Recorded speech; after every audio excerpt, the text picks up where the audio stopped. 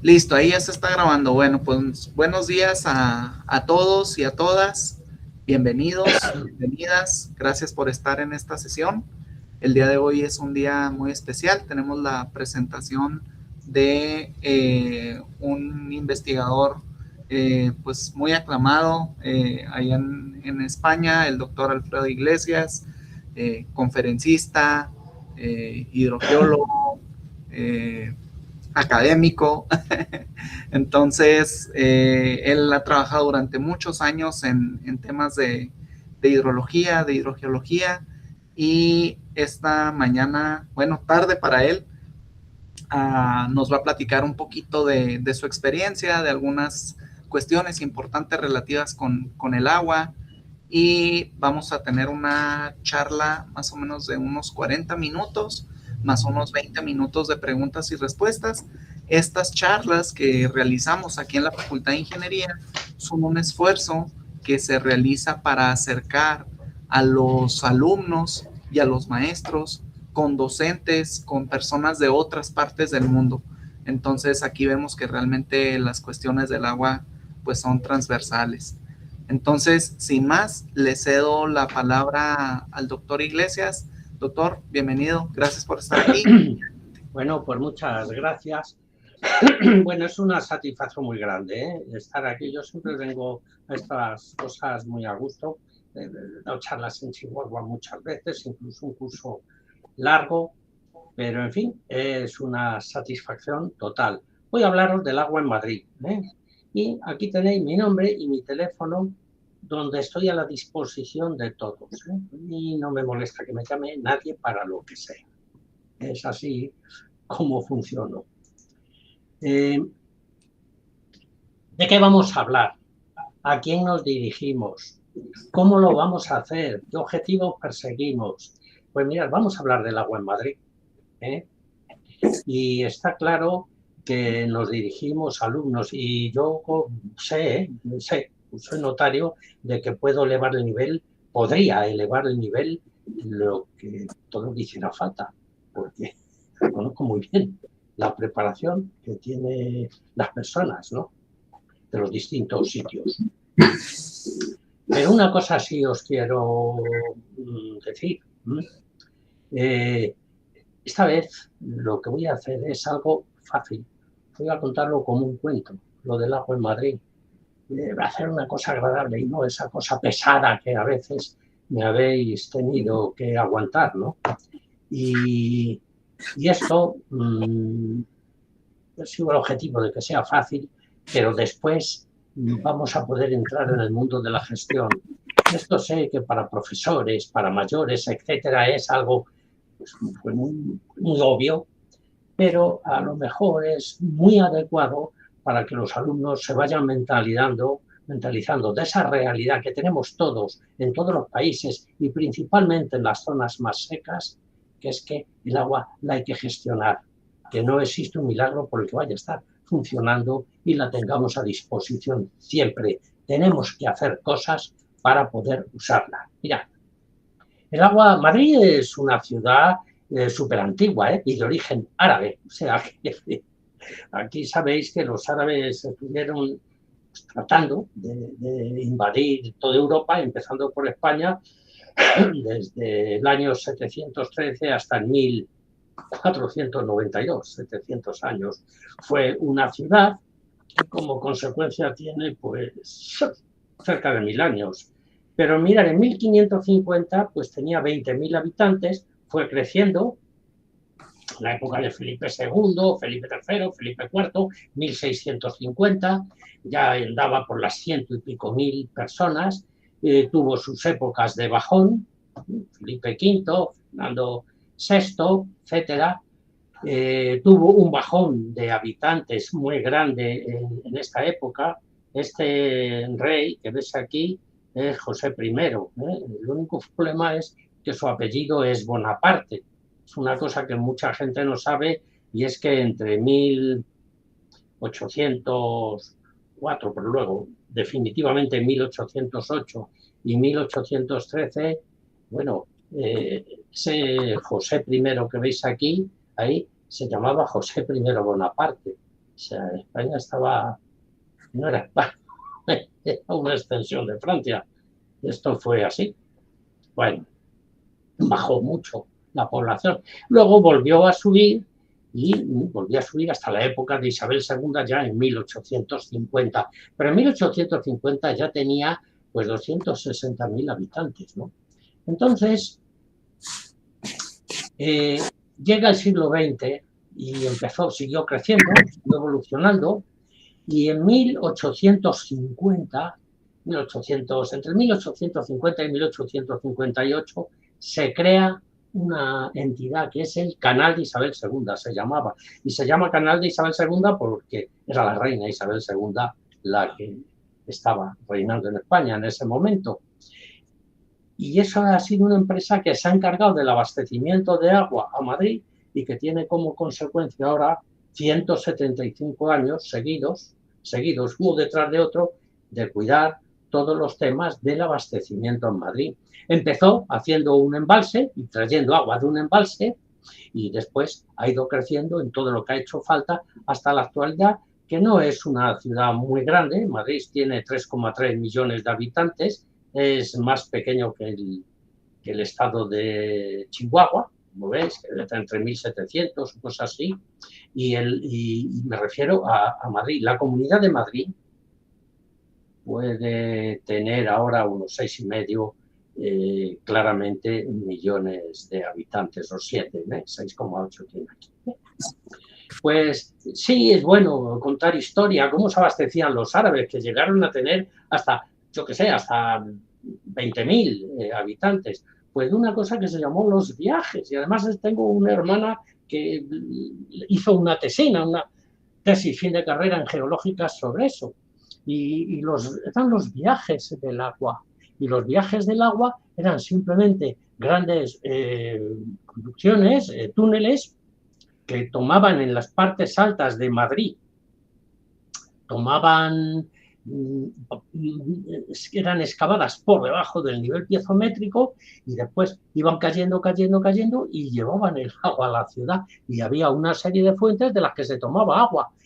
Majerit o Mairit, que es el origen árabe, el nombre de origen de Madrid, pues ese es precisamente lo que significa lugar de abundantes arroyos o pozos o galerías para agua. Es decir, que Madrid tiene su nombre en el origen precisamente de estas galerías.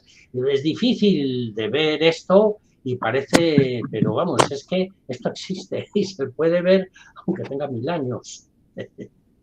Se pueden ver y se pueden visitar. Todas estas galerías están en Madrid y se conservan como se puede porque son lo que son. Pero claro, no eran obras de cualquier manera. Aquí, todo esto que veis aquí son las excavaciones que había, las galerías de este estilo para llevar agua a Madrid. Esta es una de las más importantes, pero tengo un plano completo que es este, que se llaman todos los viajes que hubo para llevar agua a Madrid desde la zona norte, que es donde estaba más alto de cota y estaban los niveles captables, y caía directamente hasta aquí. O sea que el problema es bonito. Naturalmente esto se abandona con el tiempo y tal, pero ya sabéis que ahora estamos en una época en que todo lo antiguo y lo histórico hay que conservarlo de una manera enorme. Hay Mairit de origen árabe, Madrid es de origen árabe el nombre, pero hay muchas palabras, ya lo sabéis en español, de origen árabe. Lo tuvieron aquí 700 años. Por ejemplo, yo que sé, todos nosotros usamos la palabra ojalá. Ojalá es una palabra árabe que significa ojalá, Dios lo quiera. Entonces, estamos así. La vida y las mezclas y los intercambios están escritos en nuestro lenguaje, en nuestra vida y en nuestras costumbres, aunque no nos acordemos. Bueno, los usos del agua son de lo más variopinto. Nunca nos damos cuenta de que existen usos distintos que demandan necesidades y circunstancias totalmente distintas. Hay usos de bebida, usos públicos, regadíos, transporte. El agua se usa como transporte. Se ven cosas por ahí increíbles en minería, en procesos industriales, deportivos, recreativos, de alimentación, disfrute estético. Mirad, en España los tenemos metidos a todos los usos del agua agrupados en estos 4 que veis aquí, que es abastecimiento, industria, agricultura y otros usos. Quiero decir que yo creo que abastecimiento, industria, agricultura, pues es lo que tiene todo el mundo, y el otros usos pues están hidroeléctricos, recreativos, pesca, deportivos, disfrute estético, conservación del patrimonio y tal. Mirad, cada uno de estos usos hay que entender que tiene características distintas. Por ejemplo, tiene una estructura de su necesidad, de la demanda, muy distinta. El que tiene que regar y usar el agua para regar, pues la estructura de la demanda es que durante 4 meses necesita agua y los demás no lo necesita. Otra cosa que es agua aplicada y agua consumida. Oye, el que usa agua en una ciudad, pues abre el grifo, se ducha y el agua va al desagüe. Ese agua no se ha perdido, se ha deteriorado la calidad, más o menos, según el uso. Pero el agua sigue ahí, eso hay que tenerlo en cuenta. Y sin embargo, como metas en agricultura, el agua que echas, esa se evapotranspira y adiós, la has perdido. Hay que ver el cálculo de las dotaciones del agua aplicada, y hay que ver las calidades requeridas, porque cada uno de esos usos requiere una calidad absolutamente distinta. Bueno, pues entonces pues juguemos, veamos usos del agua. Pues aquí están los domésticos. Los domésticos son estos, ¿no? Siempre, ya comprendéis, desde cocinar, que requiere una calidad del agua, beber, que requiere una calidad del agua buena, pues como pueda necesitarse otros usos, pues a lo mejor no son tan necesarios. Entre los usos municipales están los de limpieza, los estéticos, etcétera. Pues tienes esta fuente maravillosa que es la de las Cibeles, que la conocéis, el de disfrute de los niños, el uso deportivo, recreativo. Esto que veis aquí es la Plaza de los Delfines, se llama la Plaza de la República Argentina. Todos los países hispanos y ciudades de los países hispanos importantes tienen en Madrid calles o plazas o cosas de estas. ¿Por qué os la saco? Bueno, porque está al lado del Instituto Ramiro de Maeztu, que es donde yo iba a estudiar de pequeño, y quiero decir que cuando acababa el curso, pues veníamos todos a esta plaza y nos metíamos en la fuente y nos mojábamos, y luego salíamos corriendo porque los guardias venían y bueno, llaman por teléfono a tus padres, dicen que te has portado mal y tal, ya veis cómo funciona esto, pero lo hacíamos. Dentro de esto, bueno, se ha puesto muy de moda esto. Yo creo que puede ser que en la Catedral de Chihuahua haya algo de esto, que salen unos chorros y los niños pueden bañarse en la misma catedral al lado, ¿no? Pues yo creo que lo recuerdo. Estuve allí, no sé,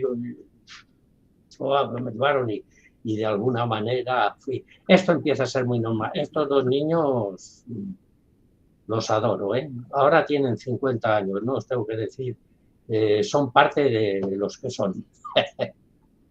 Y luego hay otros usos que también requieren una estructura de la demanda distinta, una calidad distinta, y el residuo que dejan es distinto. Y esa diversidad es que hay que asumirla. Y no nos damos mucha cuenta de eso, porque hay aguas que pueden ser después reutilizadas, no para el uso que lo generó, pero a lo mejor para otro sí. Aquí tenéis un ejemplo de un regadío. En España se usa mucho, sobre todo en La Mancha, estos regadíos así con pivot, que va girando. El riego por inundación fastidia mucho, gasta mucha agua, pero bueno, también está ahí y hay usos industriales, principalmente los de refrigeración. Los de refrigeración no te alteran la calidad del agua, te alteran la temperatura, ¿no? En las nucleares, pues, y a las térmicas, pues cierto, lo que pasa es que no te contamina. El agua de circulación no tiene ninguna contaminación de ningún tipo. Puede ser reutilizada en cualquier cosa, pero la temperatura es más alta porque ha sufrido un proceso, etcétera, de enfriamiento, pero no todo. Y hay un tiempo hasta que coge otra vez la temperatura ambiente necesita un proceso temporal. Bueno, pues empezó con el canal de Isabel II, empezó esta construcción de embalses y a medida que crecía Madrid, fijaros que son 175 años, que es importante que no haya muchos cambios, ¿no? Y que las cosas se vayan haciendo bien. 175 años del canal de Isabel II. Yo creo que el primer embalse de todos pues estuvo en el río Manzanares, estaba el embalse de Santillana, y entonces todo el mundo decía en Madrid, es que Madrid tiene un agua muy buena, que es el agua de Santillana. Madrid tenía un agua muy buena, el agua de Santillana, y la tiene ahora porque viene de los embalses de la sierra que están sobre granitos. El agua no disuelve los granitos y viene con pocas sales. Y es así la historia, ¿no? Bueno, pues de todos los ríos que pasan por Madrid, pues está la cuenca del Lozoya, la del Alberche, Guadarrama, Manzanares, cuenca del Guadalís, cuenca del Jarama, y de todos ellos de aquí los porcentajes de agua que se van obteniendo de los embalses que se han ido construyendo ahí a lo largo del tiempo.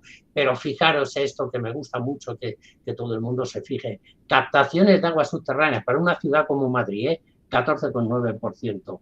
Bueno, no es normal. En México, la Ciudad de México es otra cosa, la quitamos de la lista, pero es un porcentaje elevado para una ciudad grande, ¿no? Bueno, pues todos esos embalses, lo primero es que, claro, los embalses y los usos del agua son muy complicados. El agua, por ejemplo, para energía eléctrica, pues se usa todo el año. Y el agua para abastecimiento de una ciudad, está en Madrid, pues usa todo el año, pero el regadío es solo en verano. O sea, que es que todo eso es un proceso de gestión, que hace falta que el agua llegue en la cantidad y calidad necesaria y en momento y lugar que se necesite todo el año, siempre, a todos los usos. No es tan simple. No sé si os estáis dando cuenta que la palabra gestión no es una palabrita para quedar bien. Es algo donde hay que intervenir. No tiene que intervenir uno, tienen que intervenir muchos. Tienen que intervenir hidrólogos, tienen que intervenir hidrogeólogos, geólogos, tienen que intervenir ingenieros civiles por todas partes, tienen que intervenir ecólogos, ambientalistas, tienen que intervenir expertos en derecho, porque es complejo. El agua es tan necesaria como que te juegas la vida con ella, y es un derecho, parte de que es un derecho al agua de toda la humanidad. Si veis Madrid, bueno, esta es la mancha gris, es toda la Comunidad de Madrid. Madrid y poblaciones cercanas, pues son estas que veis aquí de amarillo. Todo esto es la Comunidad de Madrid, y Madrid central es esta zona de aquí, que es el Alfoz. Entonces aquí tenéis más o menos una idea de todos los embalses de rojo que están abasteciendo a Madrid, que en realidad son unos 13, ¿no? Y además de eso, pues tenemos una serie de pozos, y pozos pues de 60, 80, 100 litros segundo, que son los que tenéis marcados por aquí. Otros tienen menos cantidad, pero abastecen núcleos de población más pequeños y que los podéis ver aquí. Pero las aguas subterráneas, bajo ningún concepto, están olvidadas. Sí, es cierto que hay un proceso, eso lo sabe todo el mundo. Por supuesto, en México se sabe perfectamente que entre las aguas superficiales y las subterráneas hay discusiones entre los especialistas de superficiales que no quieren saber nada de las subterráneas y de los especialistas en subterráneas que se pasan la vida peleando porque se les haga caso, porque merece la pena. El 34% de los núcleos de población en España se abastecen con aguas subterráneas.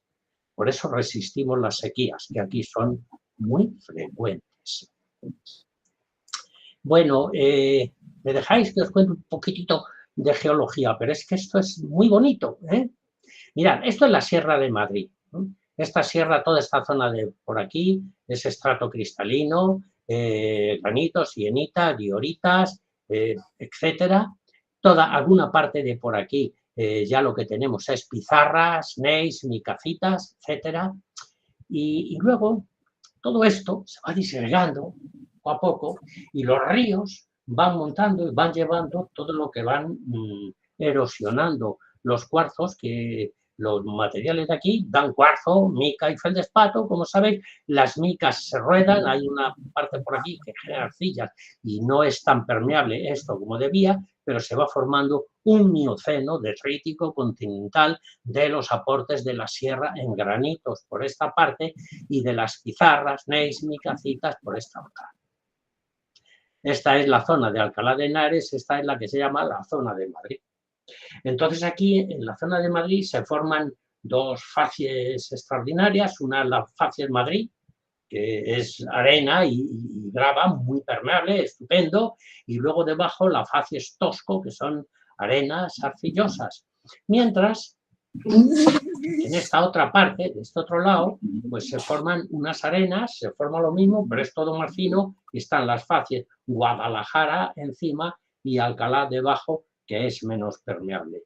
Todo ese agua se va acumulando, se llega a una zona donde ya todos los tamaños gruesos se han depositado, quedan solo tamaños finos y se llegan a estas facies de por aquí, San Peñuel y Getafe, que son facies intermedias, y de pronto ya no tiene el agua por donde salir y se queda embalsada en un lago enorme.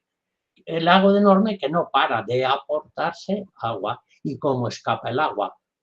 Por evaporación. Entonces se forma un ambiente de sedimentación evaporítico. ¿Qué es lo que ocurre? Que se va cargando en sales, va evaporando el agua, evaporándose, y se va cargando en sales lo que queda dentro.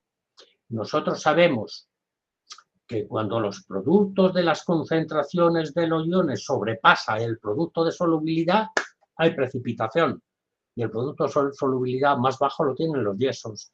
Por eso están aquí tres facies, la de abajo del todo es de yesos, una segunda de arcillas blancas y rojas, y lo último que precipitan, que son los carbonatos. Hay cierto que se abre la cuenca a veces y quedan tramos conglomerados, que no son, por supuesto, ni de broma lacustres, que es un sistema de deposición tranquila, sino que es fluvial, que atraviesa toda esa masa evaporítica cuando se ha abierto la cuenca. Bueno, pues este modelo es de una serie de tesis doctorales del año 70, formidables, ha sido intocable. Este modelo hidrológico lo hice yo ya cuando el PIAS, que es mucho más sencillito, pero como tenía datos, porque había tenido que contabilizar para el Plan Nacional de Investigación de Aguas Subterráneas, pues aquí tengo los caudales que se podían obtener en cada una de las zonas. Esto de aquí es zona de 10-15, todo esto de aquí zona de 10 y hasta 80 litros, y luego ya cuando estás arrimándote a la zona intermedia estás con 2,6 litros segundo. Exactamente igual, pero con valores menores en el otro lado. Las aguas subterráneas existen en un acuífero muy importante, no es súper rico, pero que da juego y tiene importancia. Entonces, ¿cómo jugar? ¿Cómo funcionar esas aguas, esa gestión del agua? Pues mirad, tenemos unas aguas superficiales y en aguas superficiales pues estás suministrando agua. Bueno, y las aguas subterráneas, la estrategia del uso conjunto es usar aguas superficiales y subterráneas con arreglo a una estrategia. Y esa estrategia es que como el agua subterránea tienes almacenada cantidades ingentes, tú la puedes usar en el momento que quieras. No pasar nunca por lo que pudiera ser la alimentación anual media del acuífero. Pero claro, eso te permite bombear en las épocas de déficit del agua superficial y en la cantidad del déficit que se presenta, no todo. Por eso, con un 14% da una seguridad extraordinaria, ese 14% de aguas subterráneas. Todo esto va a depósitos subterráneos, tienen todos unos depósitos elevados y de ahí se sigue a la ciudad. Y es una operación de uso conjunto de aguas superficiales y aguas subterráneas. ¿Qué es lo que ocurre con el agua? Pues el agua, toda, tiene que ser tratada antes de beber. Entonces, los procedimientos que se tratan son súper estándar. el agua que viene tanto de pozos como de embalses llega a unas estaciones que son las plantas de tratamiento de aguas potables, las PETAP, ¿no? Y lo primero que se les somete es con unos insumos, unos elementos, unas sustancias químicas, se provoca una flocculación, que es que todos los sólidos en suspensión se aglutinan, una especie de bolitas, y en la balsa siguiente se drena lo sedimentado, los barros sedimentados, a un vertedero. Y aquí pues se pasa a una fase de filtración, donde se hace un filtrado que puede ser de muchos tipos, aquí se hace un filtro de arena y posteriormente una desinfección que se hace por cloración, como sabéis, por rayos ultravioleta o incluso con ozono. Y se da un agua perfectamente en condiciones de que sea bebida. Bueno, entonces las plantas PETAP que hay son todas estas que veis aquí. O sea que está cubierto todo, no hay nadie que no le llegue el agua depurada, como es lógico y como ocurre en, bueno, la mayoría de los sitios. Entonces este es el abastecimiento de Madrid, que me permitís que os lo cuente, que yo creo que es muy cómodo. Fijaros, aguas superficiales y aguas subterráneas se sirven con esa estrategia de uso conjunto. Pasa a las plantas de tratamiento de aguas potables y de ahí pasa a los depósitos subterráneos. De los depósitos subterráneos que están por la ciudad distribuidos, automáticamente a las torres elevadoras. De las torres elevadoras se pasa a la red de distribución con las presiones adecuadas. Quiero decir que en Madrid hay 65 tanques de tormentas, es un 1,5 hectómetros cúbicos de las ciudades del mundo que tiene más capacidad. ¿Por qué tanques de tormentas? Pues porque cuando te llega una tormenta te barre el suelo y luego las estaciones depuradoras de aguas residuales no tienen la capacidad suficiente de tratar todo lo que ha llovido.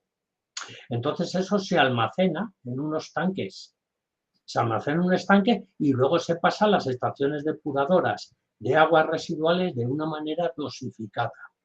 Pasan aquí las aguas residuales, todas, tanto las residuales directas de la ciudad, de la red de aguas residuales, como la que proceda de los tanques, que está contaminada, El agua que va por las calles y de las calles a las alcantarillas está asquerosamente sucia y hay también que depurarla. Bueno, y pasa a la SEDA o estaciones depuradoras de aguas residuales. Y de ahí se lanza, pues yo he puesto aquí el río, pero se lanza una serie de acequias o al río y esas aguas se utilizan todas para regar. Eso significa que en Madrid, que se consumen 496 hectómetros cúbicos, en toda la Comunidad de Madrid, pues se devuelven al río pues del orden de 400 o 400 y poco, y esos 400 se usan para regar.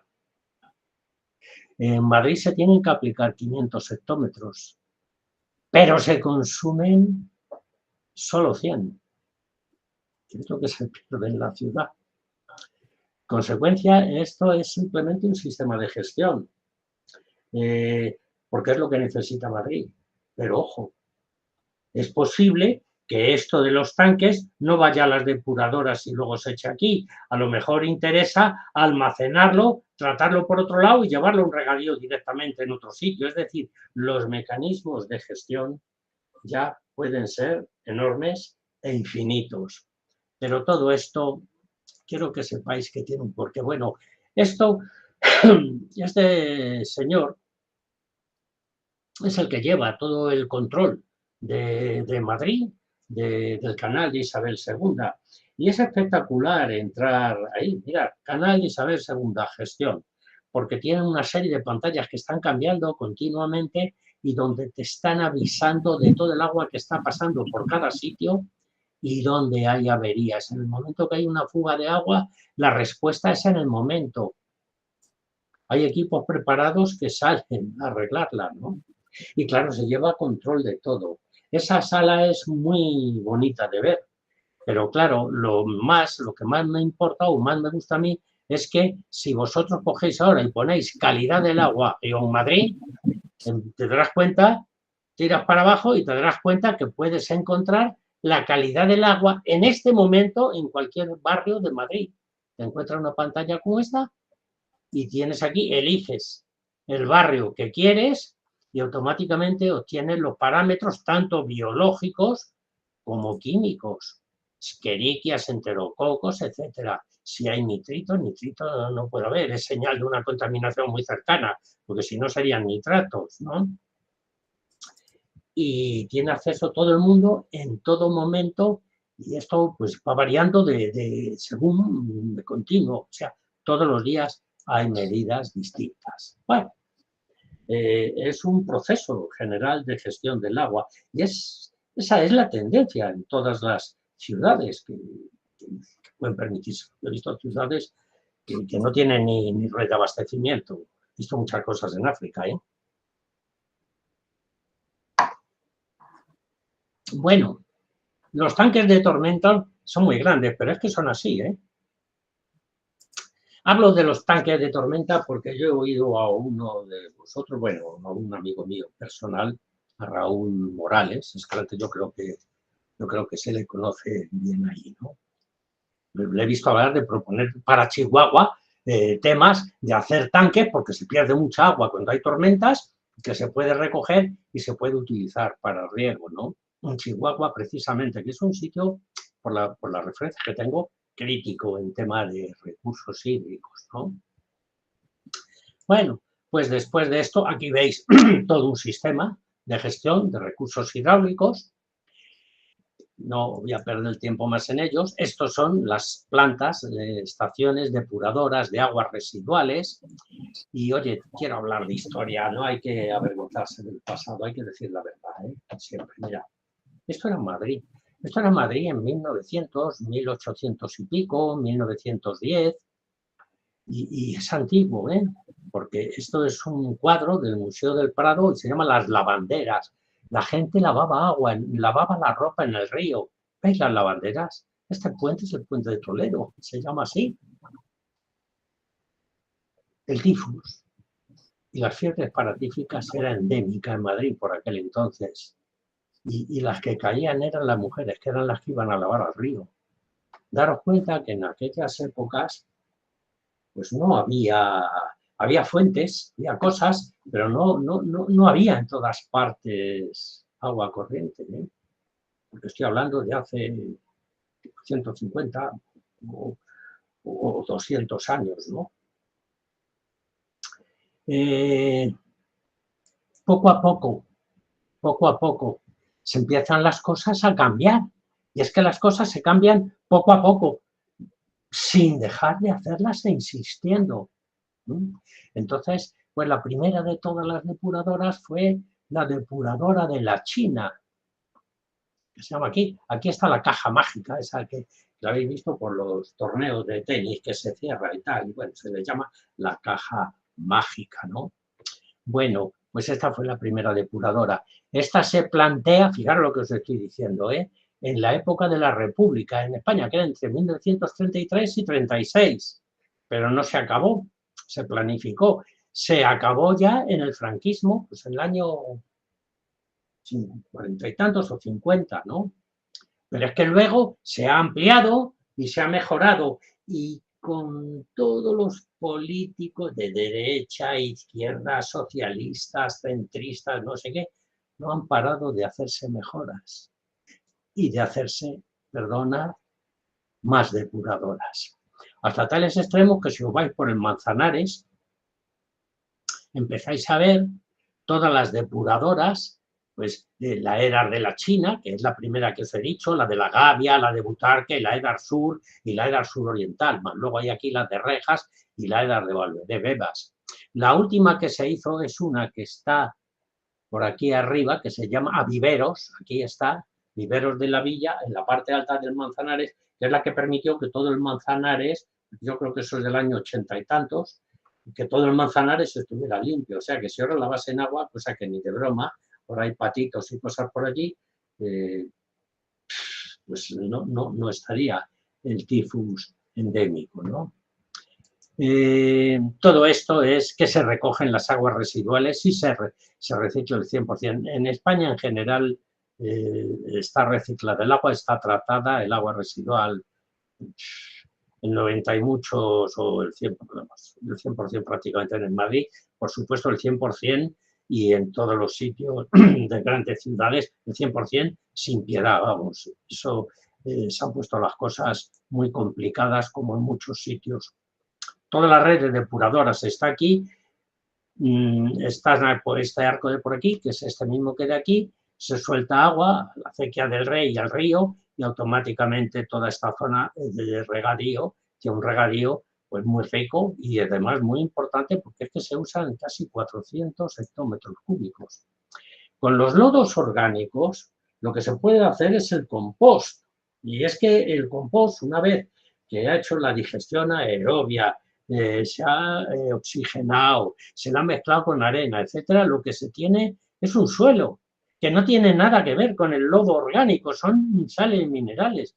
Los agricultores se lo hacen ellos de toda la vida. Ahora se hacen con estas cajetas de plástico que las venden en Amazon. Yo me imagino que también tenéis Amazon por ahí porque está en todas partes.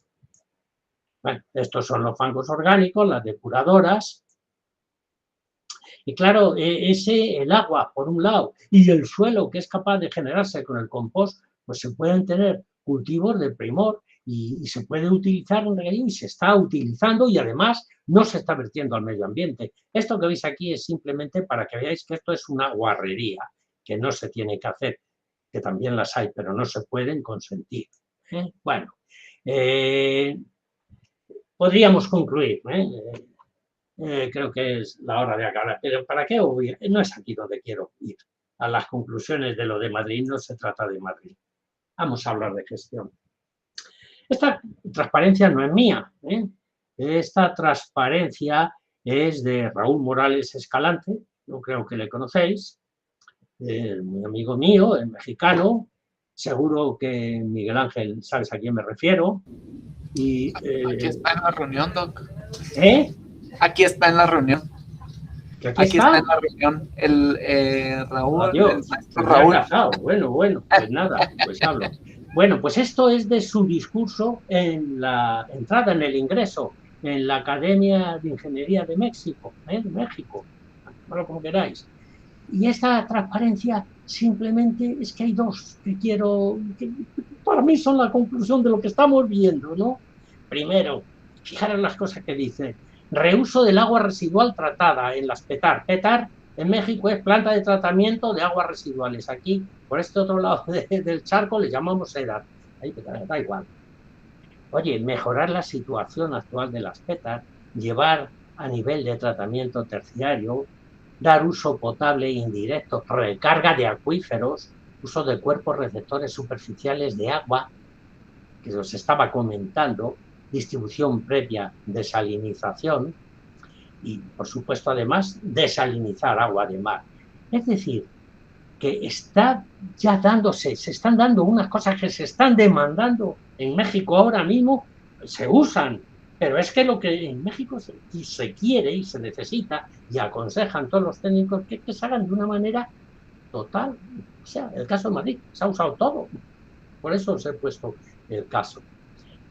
También habla de disminución del consumo de agua, incrementar la eficiencia física. Mirad, dejémonos de pamplinas, si tenemos solo 3 caminos. Si nosotros no tenemos agua, nos quedan 3 soluciones. Número 1, pues usamos menos.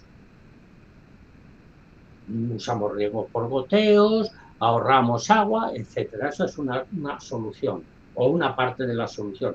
La segunda parte de la solución. Si no tenemos agua, oiga, mire usted, la traemos de donde sea. ¿Y qué es de donde sea? Pues hacemos trasvases, no pasa nada. Hacemos desalinizadoras de agua de mar, donde proceda, no pasa nada. Utilizamos aguas residuales y las tratamos y las utilizamos para los usos que sea posible, regadío, no pasa nada. Almacenamos tanques de agua si tomamos agua de lluvia, tampoco pasa nada. Hacemos recarga artificial, que señores, que no pasa nada. Hacemos todo lo que está a nuestro alcance para dejar satisfechas las necesidades hídricas en cantidad, en calidad, en tiempo y en espacio. naturalmente te habla de tecnificación del riego, pero lo que estamos diciendo es que ellos necesitan menos agua. El riego por goteo es un espectáculo. Yo estoy viendo cosas en Almería, que me dio la oportunidad de ver, está todo un sitio seco y sin recursos apenas, están todos regando en invernaderos, gota a gota, y está yendo gota a gota a unos bolsitas de plástico que están llenas de compost que meten, de que os he dicho, de depuradoras y tal, y ahí meten la semillita, rompen un trocito, meten la semilla y meten una gota de agua. Y así está todo el día. Y salen tomates para abastecer toda Europa todo el año. Claro, es así. Y el reuso de los retornos de agua. No hay que olvidar una cosa, ¿eh? El uso agrícola en México es el 75%. ¿Eh? Eso significa que la regulación es muy dura, muy dura. Y por último, la última transparencia, también de Raúl, es que da dos cosas aquí que joder, como me ha tocado vivirlas, como las he vivido, pues os digo que sí, que es importante, que hay que verlas. Mirad, lo que dice es que los grupos de profesionales del agua nos tenemos que dar cuenta que no somos uno, ni ninguno es el importante. Que tenemos que trabajar todos juntos. Eso es lo que dice. Y que tenemos que dejarnos de los egos y de las tonterías. Porque el problema del agua no es objeto de una sola profesión, es objeto de muchas. Y que hay que hacerlo y hay que trabajar también con los empleados públicos. Es muy necesario que los empleados públicos estén preparados. Eso de los empleados públicos a dedo, porque le cae bien al político de turno y tal, joder. Ni hablar. Ya os digo que eso es, y sin embargo, yo estoy viendo cómo ocurre, pero aquí en España más que antes, Pero en fin. Y luego leer estas dos, porque claro, aquí se habla del derecho al agua, que es lo que dice, pero claro, ello también implica la responsabilidad de usarla a todos los niveles y no tiene que importar ni clases sociales ni nada, ¿no? Debemos pensar qué tipo de país queremos y qué tenemos que hacer cada uno de nosotros para lograrlo. Y yo me acuerdo que en Guanajuato, pues acabé diciendo que con el tema de la gestión del agua pasa como con el verso de Machado, ¿no? Caminante son tus pasos, el camino que has de andar. Caminante no hay camino. Se hace el camino al andar. Y cada uno, pues, tiene que hacer su camino. Aunque el conocimiento, las técnicas, la información, que es fundamental, sea verdaderamente importante la de unos y las de otros. Pero cada uno tiene que recorrer su camino. Pues estoy a vuestra disposición para el turno de preguntas, si así lo queréis. Gracias, muchas gracias, doctor. Pues muy, muy interesante realmente todo lo que nos comenta el doctor Alfredo Iglesias. Todavía nos quedan unos minutitos para preguntas, para comentarios que quieran hacer. A lo mejor acá el maestro Raúl Morales, no sé si quiera abrir su micrófono, comentar algo, maestro, no sé si esté por ahí, veo que aquí está conectado. Vamos a esperar. Estaba tratando de abrir mi micrófono. Buenas tardes, Alfredo, buenos días a todos. Sí, cómo no, bueno, pues como siempre, Alfredo es un excelente expositor y motivador de las personas, porque ha vivido mucho relacionado a todos los factores hídricos e hidrogeológicos, conoce muy bien Latinoamérica, conoce muy bien México, y entonces sabe dónde están muchos de nuestros problemas. Te felicito, Alfredo. Comentar tus experiencias siempre es una riqueza.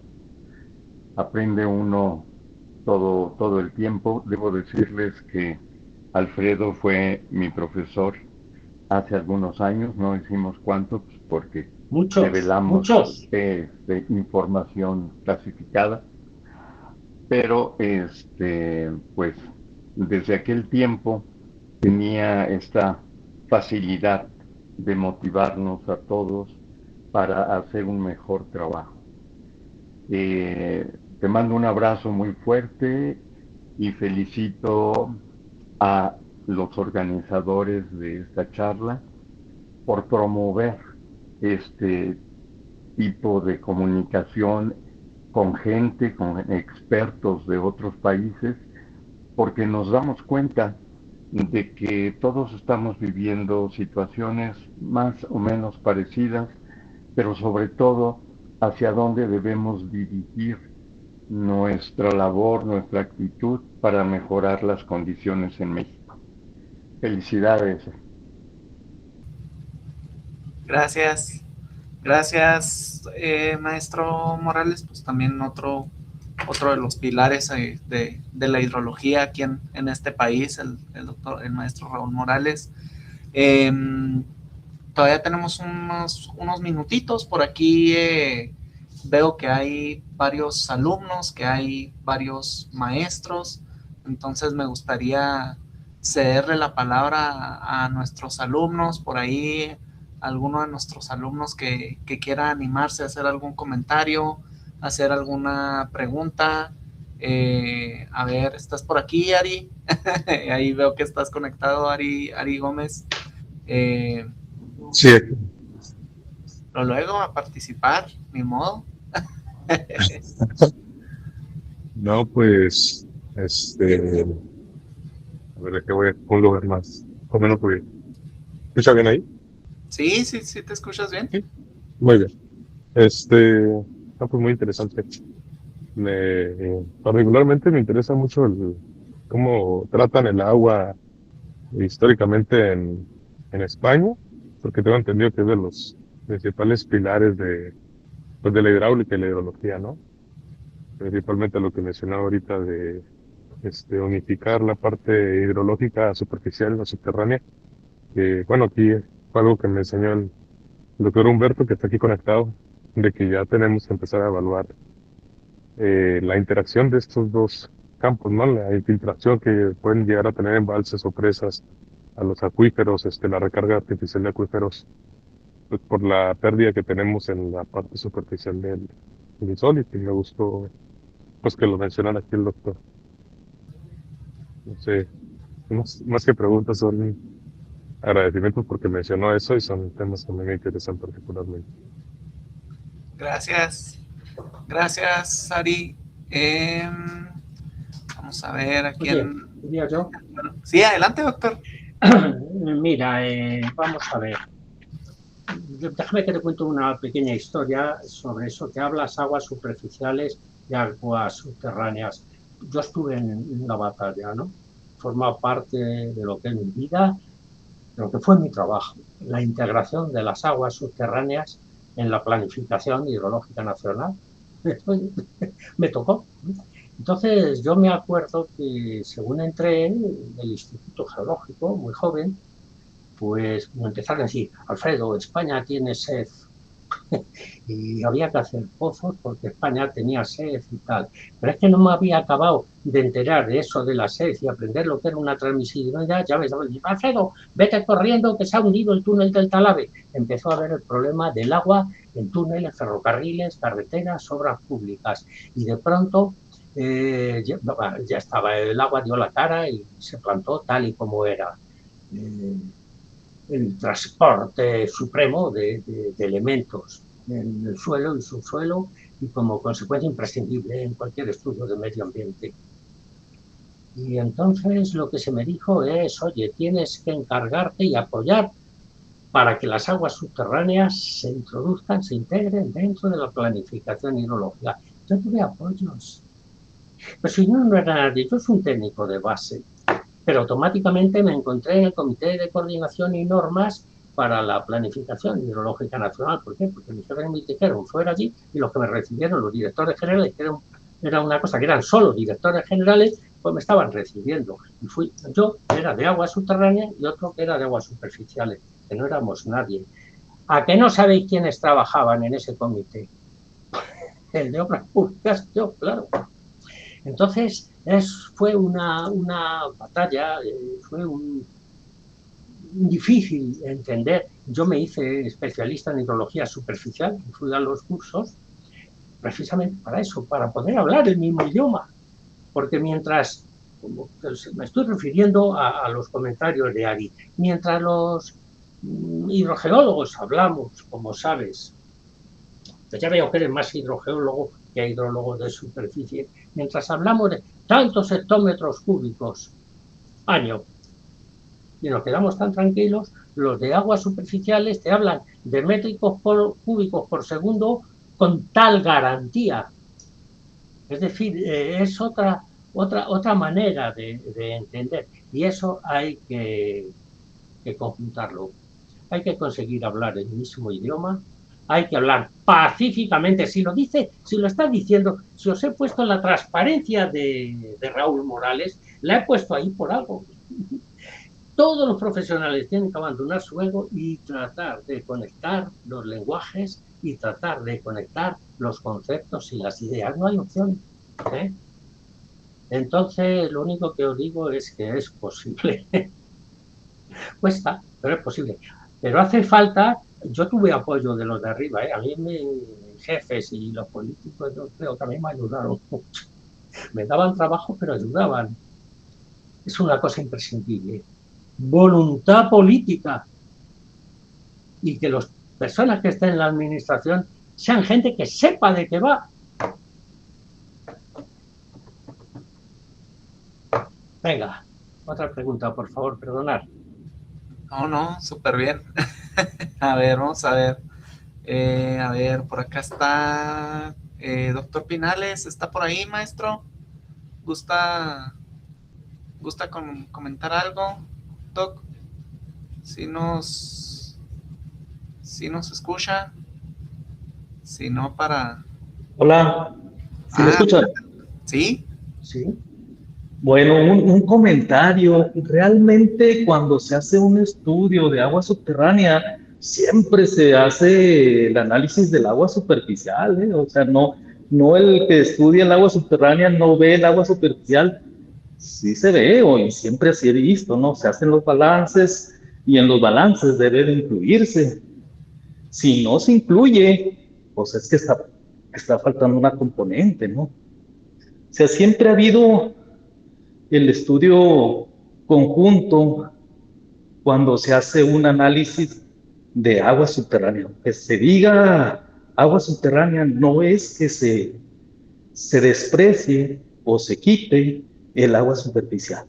Si una presa tiene una interacción con el agua subterránea, hay que analizarla, hay que evaluarla, dónde recarga, dónde descarga. Si un río recarga o descarga, también que hay que evaluarla, ¿no? La lluvia, cómo interacciona con el agua subterránea. Es decir, pues siempre que se hace un balance, tengo entendido que utilizamos todas las componentes. Ahora, si ya vemos el análisis de un río, cuánta agua lleva, cuánto gasta, pues son diferentes unidades que se utilizan, ¿no? Pero ya es para un propósito muy en específico, ¿no? Pero creo yo que sí están analizadas. Sin embargo, cuando decimos agua subterránea, no es que quede fuera el agua superficial. Es que estamos cuantificando los volúmenes almacenados, pero estamos cuantificando entradas y salidas a un sistema, ¿no? Bueno, ese es un comentario. Gracias. Sí, bueno, es cierto. Hasta tales extremos, señor Pinales, que yo me acuerdo que cuando fui al estudio hidrogeológico de Baleares en 1972, en febrero del 72, me encontré que en la puerta ponía estudio regional de los recursos hidráulicos totales. O sea, que eso se tiene que hacer. Mire, usted cuando ve un río, ahí están unidas el agua superficial y la subterránea, porque está la que ha escurrido estrictamente superficial y la que sale de las fuentes. En verano, cuando lleva muchos meses sin llover, el agua que ve por los ríos, ¿sabes? Está saliendo de las fuentes, o sea, es agua subterránea. Por eso se descompone tan fácil el hidrograma, ¿no? Como consecuencia, estoy de acuerdo con su comentario, es muy importante, y por eso vuelvo a insistir que es muy importante que hidrólogos de superficie e hidrólogos subterráneos trabajen juntos, que ambientalistas, ingenieros civiles trabajen juntos, y que sociólogos y expertos en derecho trabajen juntos, todos juntos. Si tiene un porqué. No es un capricho ni del maestro Raúl Morales ni mío, es que es lo que hay. Bueno, pues ya estamos sobre la hora, ya se nos acaba el tiempo. Hay algunos maestros que tienen que ir a dar clase y algunos alumnos que también tienen que continuar ahí con sus actividades. Con esto vamos a finalizar esta interesantísima videollamada. Nuevamente agradecemos desde la Facultad de Ingeniería al doctor Alfredo Iglesias, que muy amablemente nos ha impartido esta conferencia titulada El agua en Madrid. Me queda pendiente entregarle ahí un pequeño reconocimiento. Ahí en los próximos días se lo enviaré por correo. Y bueno, pues no sé, Doc, algo para finalizar antes de despedirnos. ¿Algún comentario que quieras hacer, doctor Iglesias, antes de finalizar? Pues nada, a los alumnos me gustaría decirles, no quiero parecer romántico, pero lo voy a decir, que son muy afortunados, porque han tenido acceso al conocimiento, han adquirido una competencia en una materia, la sociedad le va a dar las competencias para el ejercicio de ese conocimiento y van a poder trabajar por su país y por su sociedad formidablemente. Entonces, simplemente felicitaros por vuestro futuro. Bueno, pues entonces con esto finalizamos. Nuevamente, gracias a todos y a todas. Y